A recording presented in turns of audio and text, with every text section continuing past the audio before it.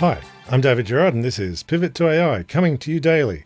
Today, the CSIRO publishes what looks very like AI slop with made-up quotes.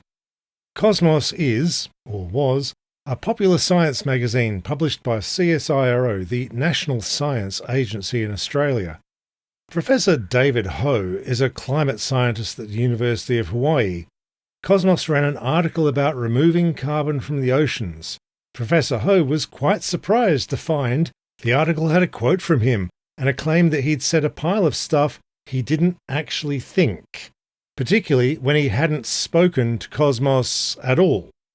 The quote turned out to come from an article in The Guardian in June, where The Guardian journalist did speak to Professor Ho in a completely different context. Ho says he checked a different story in Cosmos from the same author as well, Melissa Cristina Marquez, on the problems of the shellfish industry with oceans getting more acidic. And all the quotes in that article seem to be made up too.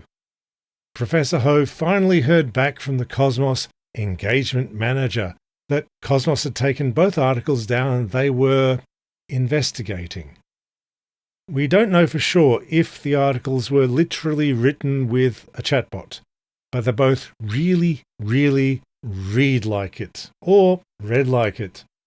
Now, Cosmos went broke in early 2024 and had to fire half their staff. The CSIRO took over the magazine in June 2024.